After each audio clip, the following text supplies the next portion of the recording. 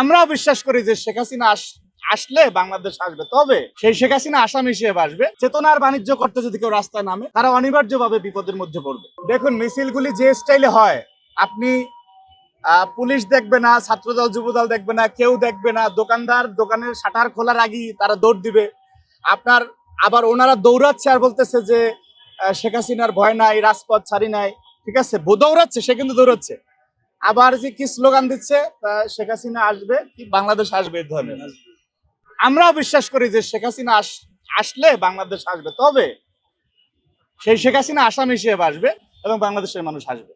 সেই শেখ হাসিনা আসবে, তার যে রায় হবে, রায় হয়েছে ফাঁসির, সেই রায় কার্যকর হবে এবং বাংলাদেশের মানুষ আসবে। এইটা যারা আপনার নির্বোধ যারা দৌড়াচ্ছে আর কি, এবং খেয়াল করে দেখবেন যে যারা দৌড়াচ্ছে এরা কিন্তু আবার হাসিনার সময় সুবিধাভোগী কম ছিল।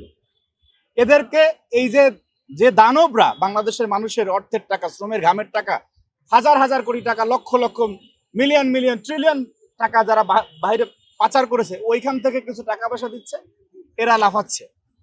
তো ওনাদের প্রতি অনুরোধ থাকবে, কালকে 23শে জুন এই যে চেতনার বাণিজ্য করতে যদি কেউ রাস্তায় নামে তারা অনিবার্যভাবে বিপদের মধ্যে পড়বে। এবং বাংলাদেশের মানুষ তাদের বর্বরতার কথা ভুলে যায় না। যেটি বললাম যে বাংলাদেশের মানুষের স্মৃতিশক্তি, বাঙালি মুসলমানের একটা প্রচলিত কথা আছে, স্মৃতিশক্তি দুর্বল। কিন্তু এত বেশি দুর্বল হয় নাই যে আমরা শাপলা চত্বরের কথা ভুলে যাব। এত বেশি দুর্বল হয় নাই যে জুলাইয়ে পাখির মতো আমাদের ছোট বোনদেরকে, আমাদের ভাইদেরকে, 78 জন শিশুকে যে হত্যা করা হয়েছে, সেই চিত্র আমরা ভুলে যাই নাই।